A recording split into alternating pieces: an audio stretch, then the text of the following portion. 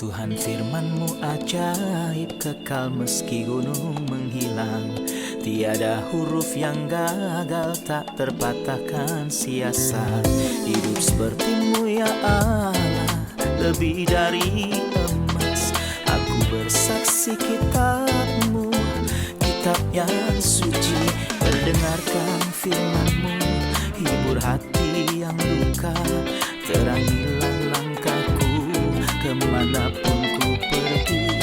Biarkanlah firman-Mu berkuasa atasku. Ubahkanku, bebaskanku, ku mau menyenangkan-Mu. Tuhan firman-Mu ajaib,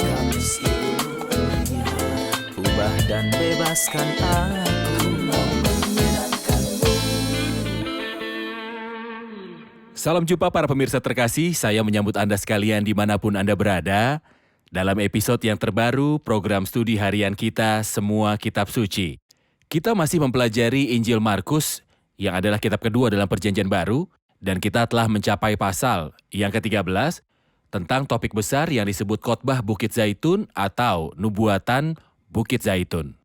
Apakah itu nubuatan Bukit Zaitun? Untuk usia atau periode masa depan yang mana yang dirujuk oleh nubuatan ini? Inilah yang akan kita pelajari hari ini di episode ini. Untuk memulai, izinkan saya untuk menyambut tamu kehormatan di studio, hamba Tuhan Yosef Riyad. Selamat datang Saudara Yosef. Halo Saudara Riyad. Sebuah Tuhan kehormatan. berkati Anda. Juga para hadirin yang ada di studio, selamat datang. Saudara Yosef, pada awalnya nubuat tentang Bukit Zaitun disebutkan di sini, dalam pasal 13. Apakah disebutkan di tempat lain juga dalam Injil? Injil Matius dan Injil Lukas. Injil Matius pasal 24 dan 25 dan Injil Lukas pasal 21. Baik, terima kasih. Izinkan saya membaca beberapa ayat, kemudian saya akan bertanya dan Anda dapat memberikan urutan dari kejadian agar kita dapat memahami urutan peristiwa yang benar. Ketika Yesus keluar dari bait Allah, seorang muridnya berkata padanya, "Guru, lihatlah betapa kokohnya batu-batu itu dan betapa megahnya gedung-gedung itu." Lalu Yesus berkata kepadanya, "Kau lihat gedung-gedung yang hebat ini? Tidak satu batu pun akan dibiarkan terletak di atas batu yang lain, semuanya akan diruntuhkan." Ketika Yesus duduk di atas Bukit Zaitun berhadapan dengan bait Allah, Petrus, Yakobus, Yohanes, dan Andreas bertanya sendirian kepadanya, "Katakanlah kepada kami bila manakah hal itu terjadi, dan apakah tandanya kalau semuanya itu akan sampai kepada kesudahannya?" Maka mulailah Yesus berkata kepada mereka, "Waspadalah, jangan ada orang menyesatkan kamu. Akan datang banyak orang dengan memakai namaku dan berkata, 'Akulah dia,' dan mereka akan menyesatkan banyak orang. Dan apabila kamu mendengar deru perang atau kabar-kabar tentang perang, janganlah kamu gelisah. Semuanya itu harus terjadi, tetapi itu belum kesudahannya. Sebab bangsa akan bangkit melawan bangsa dan kerajaan melawan kerajaan. Akan terjadi gempa bumi di berbagai tempat dan akan ada kelaparan. Semua itu barulah permulaan penderitaan menjelang zaman baru. Tetapi kamu ini hati-hatilah, kamu akan diserahkan kepada majelis agama dan kamu akan dipukul di rumah ibadat. Dan kamu akan dihadapkan ke muka penguasa-penguasa dan raja-raja karena aku sebagai kesaksian bagi mereka. Tetapi Injil harus diberitakan dahulu kepada semua bangsa. Dan jika kamu digiring dan diserahkan, janganlah kamu khawatir akan apa yang harus kamu katakan. Tetapi katakanlah apa yang dikaruniakan kepadamu pada saat itu juga. Sebab bukan kamu yang berkata-kata, melainkan Roh Kudus. Seorang saudara akan menyerahkan saudaranya untuk dibunuh, demikian juga seorang ayah, dan anak-anak akan memberontak terhadap orang tuanya dan membunuh mereka. Kamu akan dibenci semua orang oleh karena namaku, tetapi orang yang bertahan sampai pada kesudahannya, ia akan selamat." Saya akan berhenti di ayat-ayat ini dan mengajukan pertanyaan. Tentang periode mana Kristus berbicara tentang ayat-ayat ini?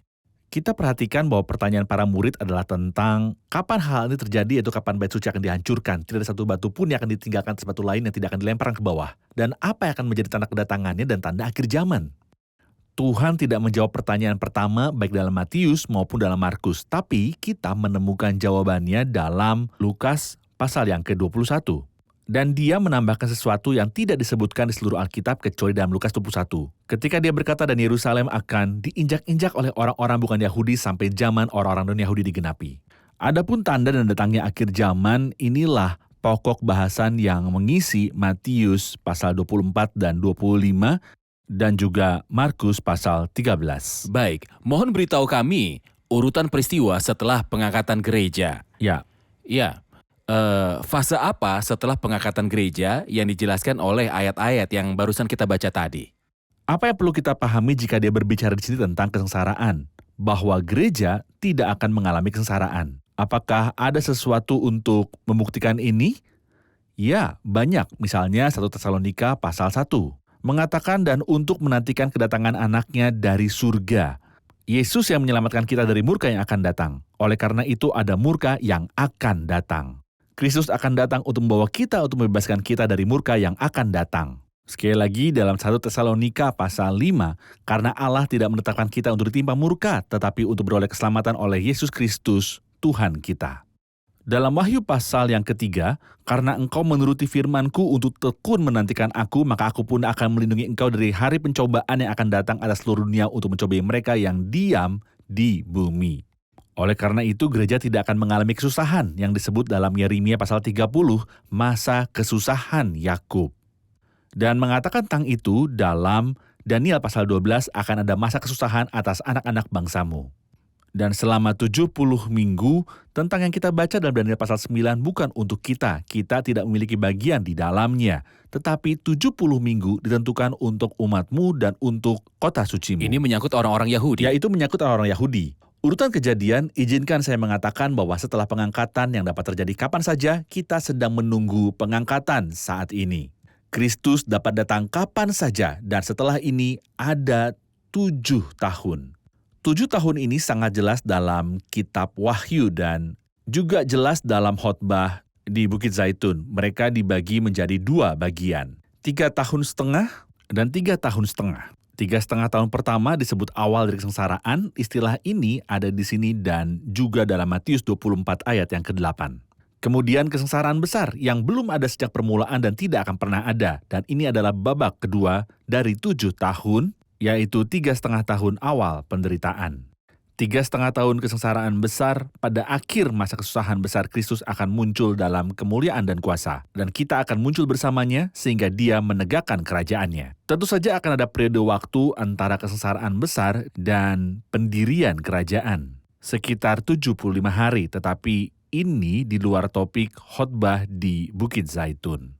Dapatkah kita mengatakan bahwa ayat-ayat sampai 13 menggambarkan paruh pertama minggu itu awal dari kesengsaraan, sebelum dia berbicara tentang kesengsaraan besar?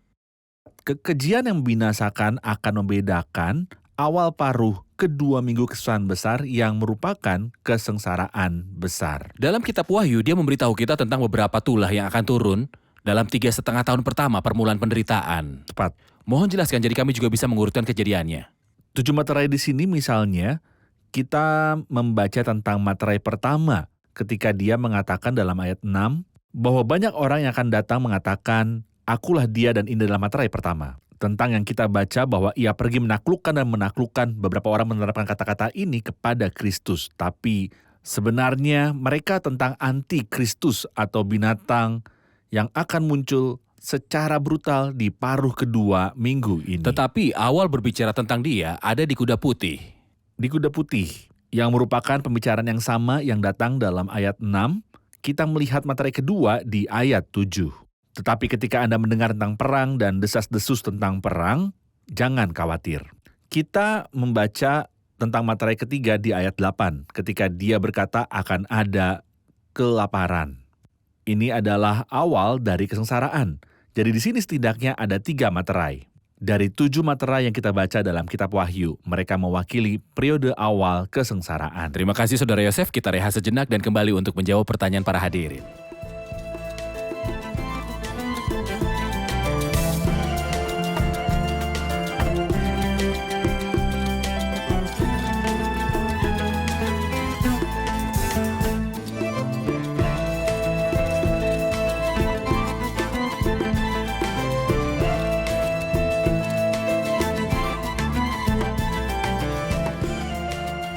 Dalam ayat 14 kita melihat sesuatu yang disebut kekejian yang membinasakan. Apa artinya?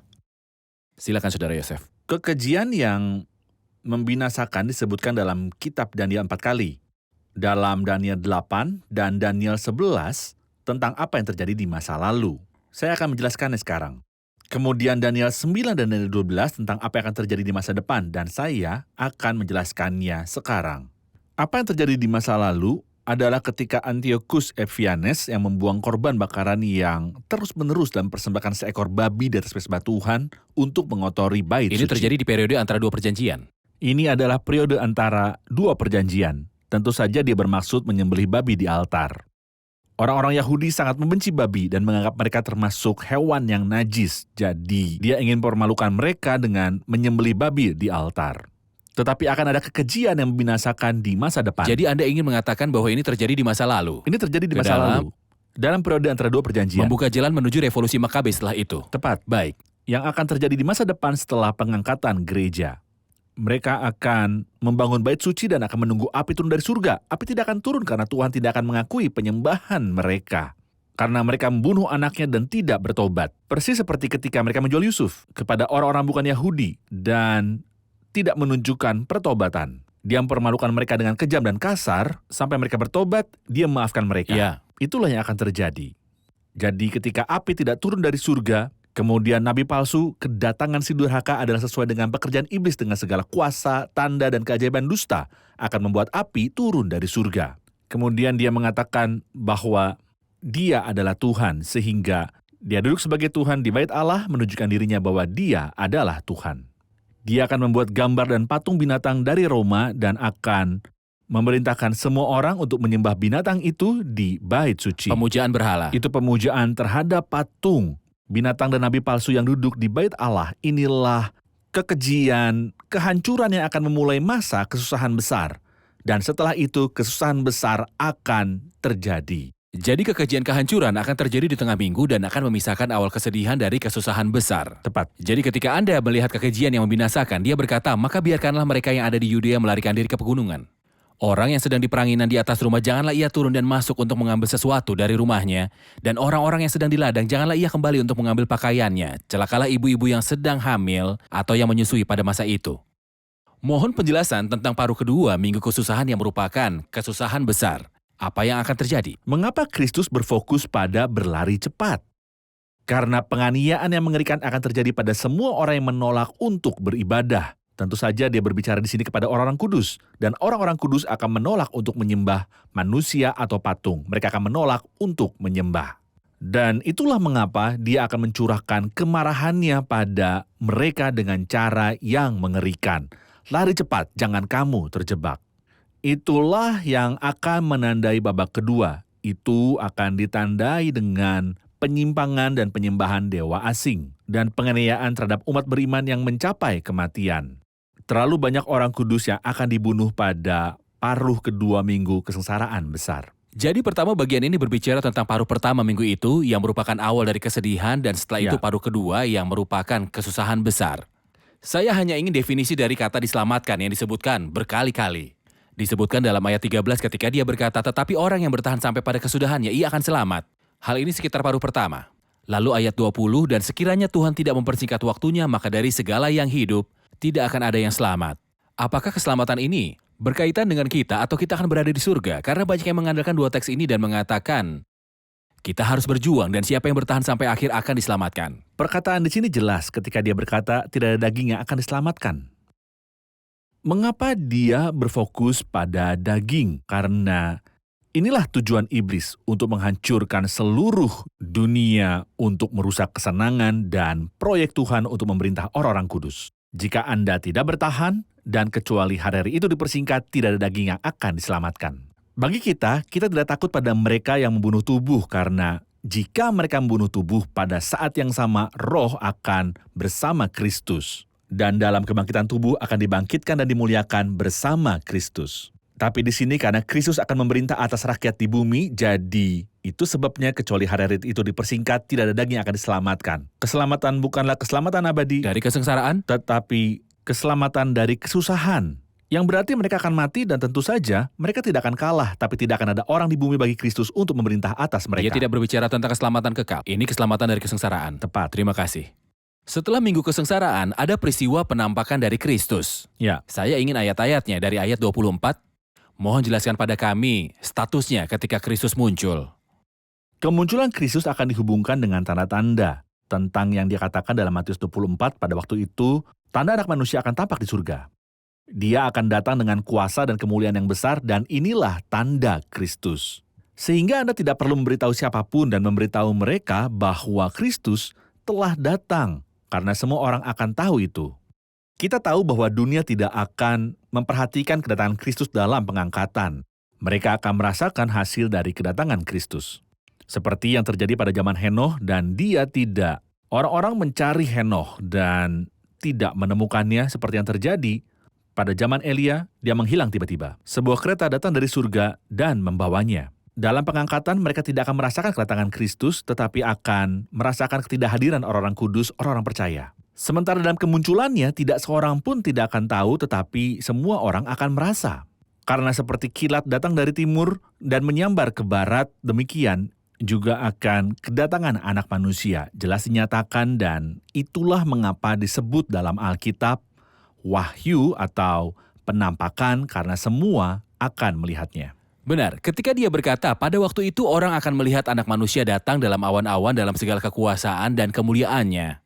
Dan pada waktu itu pun dia akan menyuruh malaikat-malaikatnya keluar dan akan mengumpulkan orang-orang pilihannya dari keempat penjuru bumi, dari ujung bumi sampai ujung langit. Ketika dia menghubungkan para malaikat dan anak manusia, para malaikat adalah milik anak manusia. Siapa anak manusia itu? Anak manusia adalah anak Allah. Dan ini sama sekali bukan judul yang sepele, karena dalam Daniel pasal yang ke-7, anak manusia bahwa semua orang, bangsa, dan bahasa harus melayani dia. Ketika dia menghubungkan para malaikat dengannya dan orang-orang pilihan, dengannya itu tidak diragukan lagi bahwa dia adalah Tuhan yang dimanifestasikan dalam daging. Kita telah melihat sebelumnya bahwa pohon ara memiliki daun dan tidak ada buah di dalamnya, dikutuk dan juga telah layu. Kemudian, dia berbicara sekali lagi tentang pohon ara di ayat 28. Tariklah pelajaran dari perumpamaan tentang pohon ara. Apabila ranting-ranting yang melembut dan mulai bertunas, kamu tahu bahwa musim panas sudah dekat. Apa masalah pohon ara? Pohon ara adalah bangsa Israel. Tetapi ketika pohon itu ditebang, dia memberitahu kita dalam Ayub pasal 14 ayat yang ke-7, karena bagi pohon masih ada harapan. Apabila ditebang, ia bertunas kembali dan tunasnya tidak berhenti bertumbuh apabila akarnya menjadi tua di dalam tanah. Dan tunggulnya mati di dalam debu, maka bersemilah ia setelah diciumnya air dan dikeluarkannya lah ranting seperti semai. Dia ingin memberitahu kita bahwa pohon itu telah layu, tetapi tidak sepenuhnya ditebang, sisa-sisa akarnya masih ada di dalam tanah dan itu adalah ilustrasinya. Bahwa pohon itu akan bangkit kembali. Saya pikir pembicaraan ini lebih jelas di Yeskiel ketika dia berkata, sungguh mereka sendiri mengatakan tulang-tulang kami sudah menjadi kering dan pengharapan kami sudah lenyap, kami sudah hilang. Setelah tulang menjadi tulang, apakah mungkin untuk hidup anak manusia, bisakah tulang-tulang ini hidup? Jadi saya menjawab, ya Tuhan, Engkau tahu, dia berkata kepada saya, bernubuat, dan hasil dari nubuatan itu adalah bahwa tulang-tulang itu hidup dan berdiri atas kaki mereka suatu pasukan yang sangat besar. Di sini pohon ara yang telah layu. Di pasal sebelumnya menghasilkan daun lagi di pasal ini, tetapi masih belum ada buahnya. Kapan buahnya akan datang? Bukan dalam kesengsaraan besar, tapi buahnya akan datang ketika Kristus muncul. Ketika mereka akan melihat Kristus turun dari surga dan akan melihat tanda-tanda luka, mereka akan meratap karena dia, dan ini sangat jelas dalam Zakaria pasal 12 mulai dari ayat yang ke-10. Jadi pohon ara adalah bangsa Israel, Benar. bangsa Yahudi. Benar. Baik, mari rehat sejenak dan kembali untuk menjawab pertanyaan hadirin.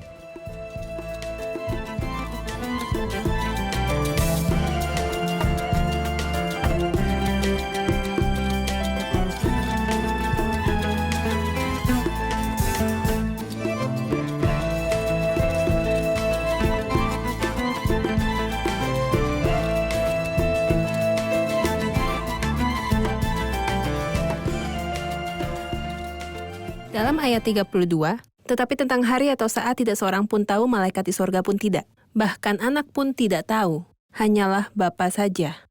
Tentu saja kita tahu bahwa anak dan Bapa adalah satu. Jadi mengapa anak tidak bisa tahu hari dan jamnya? Silakan Saudara Yosef. Memang benar bahwa Bapa dan Anak adalah satu. Tetapi ada ayat lain yang mengatakan, Kristus berkata, karena Bapakku lebih besar daripada aku. Apakah ada kontradiksi? Jawabannya adalah tidak. Tentu saja. Jadi bagaimana kita bisa menjelaskan dua ayat ini dan ayat itu juga? Kita memang membedakan antara kemanusiaan Kristus dan ketuhanannya. Kita membedakan dan tidak memisahkan. Orangnya sama, dia berkata, Bapakku lebih besar dari aku. Dalam kemanusiaannya, dia berkata, aku dan Bapa adalah satu Satu. dalam ketuhanannya. Kita baru saja melihat, dalam kemanusiaannya dia adalah anak Daud, dan dalam ketuhanannya dia adalah Tuhannya Daud. Kita tahu sebelumnya bahwa Injil Markus berbicara tentang Kristus sebagai hamba dan sebagai budak. Seorang hamba tidak tahu apa yang dilakukan tuannya, padahal kita melihat pegawai atau pelayan tetapi mereka memiliki tata krama yang baik dan orang yang disegani. Jadi jika dia mengetahui sesuatu, karena dia dekat dengan tuannya dan seseorang bertanya kepadanya, katakan padaku apa saja. Dia akan memberitahunya, tidak, informasi ini ada pada tuannya sendiri. Di sini, Kristus mengambil rupa sebagai seorang hamba. Tidak menyatakan apa-apa meskipun dia tahu segalanya dalam ketuhanannya, dan ini karena dia adalah hamba yang sempurna. Jadi dia tidak boleh mengungkapkan apa yang dia tahu jika bukan haknya untuk mengumumkannya. Adapun waktu dan musim menurut kitab Kisah Para Rasul pasal 1 ayat yang ke-7 yang ditetapkan Bapa sendiri Menurut kuasanya. menurut kuasanya. Oleh karena itu dia berkata di sini, tidak ada yang tahu saat itu kecuali Bapa. Kristus mengetahuinya dalam ketuhanannya. Tetapi bukanlah tugasnya untuk menyatakan waktu ini. Dia mendesak mereka untuk berjaga-jaga di ayat 34, dan halnya sama seperti seorang yang berpergian yang meninggalkan rumahnya dan menyerahkan tanggung jawab kepada hamba-hambanya, masing-masing dengan tugasnya dan memerintahkan penunggu pintu supaya berjaga-jaga. Karena itu berjaga-jagalah, sebab kamu tidak tahu bila manakah tuan rumah itu pulang. Menjelang malam, atau tengah malam, atau larut malam, atau pagi-pagi buta. Supaya kalau ia tiba-tiba datang, jangan kamu didapatinya sedang tidur. Apa yang kukatakan kepada kamu, kukatakan kepada semua orang, berjaga-jagalah. Analogi ini, yang dia imbau untuk kita perhatikan, apa yang diharapkan dari kita sebagai tuan rumah. Faktanya, seluruh khotbah Kristus mengatakannya bukan untuk memuaskan keingintahuan kita, tetapi untuk berdiri pos jaga dan berjaga-jaga. 4 kali dalam khotbah ini Anda dapat melihat bahwa dia berbicara tentang berjaga-jaga. Misalnya dia berkata dalam ayat yang ke-5, waspadalah supaya jangan ada orang yang menyesatkan kamu. Sekali lagi dalam ayat 9, tetapi kamu ini hati-hatilah. Ketiga kalinya ada di ayat 23, hati-hatilah kamu. Aku sudah terlebih dahulu mengatakan semuanya ini kepada kamu. Keempat kalinya ada di ayat 33, berhati-hatilah, berhati-hatilah. Dan dia mengulangi kata waspada 4 kali dalam ayat-ayat yang telah Anda baca. Pertama kali di ayat 33, berjaga-jaga dan berdoa. Kedua kalinya dan memerintahkan penunggu pintu supaya berjaga-jaga. Ketiga kalinya karena itu berjaga-jagalah. Dan kata terakhir dalam khotbah tersebut adalah berjaga-jaga, seolah Tuhan tidak menyebutkan peristiwa-peristiwa ini hanya untuk membuat mereka kagum dan mengatakan bahwa Kristus mengetahui masa depan dan kita juga tahu masa depan. Tetapi dia minta kita siap untuk berjaga-jaga dan bersiap-siap. Kristus mungkin datang hari ini. Apakah saya berjaga-jaga? Apakah saya siap? Dan kamu sendiri seperti laki-laki yang menunggu tuannya ketika dia akan kembali dari pernikahan. Jadi kita mengerti dari kata-kata ini bahwa Tuhan menugaskan pekerjaan kepada hamba-hambanya dan para pelayannya, tetapi mereka harus berjaga-jaga saat melakukannya. Benar. Baik, mohon komentar Anda untuk menjelaskan ayat tersebut, sehingga pemirsa paham latar belakang teks ketika dia berkata, karena itu berjaga-jagalah sebab kamu tidak tahu bila manakah tuan rumah itu pulang menjelang malam atau tengah malam atau larut malam atau pagi-pagi buta. Apa yang dibicarakan 4 periode ini? Untuk memahami ayat ini, kita harus tahu bahwa orang-orang Yahudi membagi malam menjadi 4 periode. Disebut 4 jaga. Jaga pertama, jaga kedua, jaga ketiga, dan jaga keempat. Jaga pertama disebut di sini malam, yang dimulai pada pukul 6 dari matahari terbenam hingga sekitar pukul 9 malam. Tengah malam dimulai dari jam 9 hingga jam 12, tengah malam, dan mereka menyebutnya sebagai jam kedua atau tengah malam. Jam ketiga adalah dari jam 12 tengah malam sampai jam 3 lewat tengah malam, dan ini disebut kokok ayam. Jam keempat adalah dari jam 3 sampai jam 6 dan itu disebut pagi. Jadi kita tidak tahu pada jam berapa Tuhan akan datang, tetapi kita harus selalu siap. Apa yang kukatakan kepada kamu, kukatakan kepada semua orang, berjaga-jagalah. Ini adalah kata-kata terakhir dalam dialog ini, dalam khotbah ini. Benar. Berjaga-jagalah, Berjaga-jagalah. harus berjaga-jaga. Benar. Terima kasih Saudara Yosef, kita sudah di akhir episode, mari rangkum bersama para hadirin. Apa yang telah Anda pelajari? Kita tahu dari ayat, tetapi siapa yang bertahan sampai akhir akan diselamatkan, bahwa ini bukanlah keselamatan yang kekal, tetapi ini adalah keselamatan daging dari kesengsaraan bagi bangsa Israel. Kita tahu bahwa tentang awal mula penderitaan ada hubungan antara Markus 13 dan Wahyu 6 tentang 3 meterai pertama. Jadi mereka yang akan datang dalam namaku dengan mengatakan, aku adalah dia, adalah meterai pertama yang berbicara tentang binatang itu.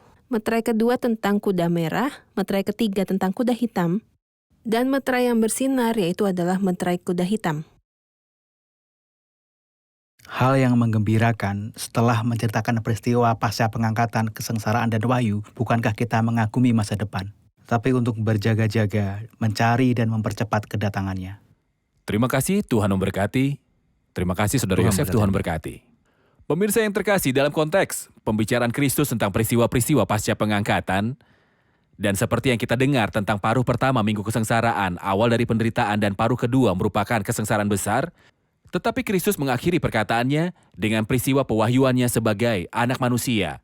Dan dia berkata tentang dirinya sebagai anak manusia. Pada waktu itu orang akan melihat anak manusia datang dalam awan-awan, dalam segala kekuasaan dan kemuliaannya. Anak manusia yang datang ke dunia ini dalam bentuk yang sederhana. Anak manusia yang berkata tentang dirinya, tetapi anak manusia tidak memiliki tempat untuk meletakkan kepalanya. Anak manusia yang datang bukan untuk dilayani, tetapi untuk melayani. Anak manusia yang miskin saat di dunia ini, anak manusia yang dibangkitkan di kayu salib dan ditolak oleh bumi. Dia adalah anak manusia yang sama yang akan tampil dengan kemuliaan besar. Dan dia berkata, pada waktu itu orang akan melihat anak manusia datang dalam awan-awan dengan segala kekuasaan dan kemuliaannya. Dan jika Anda tidak bertemu Kristus sebagai anak manusia, sebagai juru selamat sekarang, Anda pasti akan berdiri di hadapannya sebagai seorang hakim yang adil. Jika Anda tidak mengambil sebagian dari dia sekarang sebagai juru selamat, Anda harus berdiri di hadapannya nanti sebagai hakim ketika dia duduk di atas tahta kemuliaannya. Saya memohon kepada Anda dalam nama Tuhan Yesus Kristus, bahwa Anda menerima pribadi Kristus dan pekerjaan Kristus. Para pemirsa yang kami kasihi, sampai jumpa di episode yang selanjutnya. Tuhan menyertai.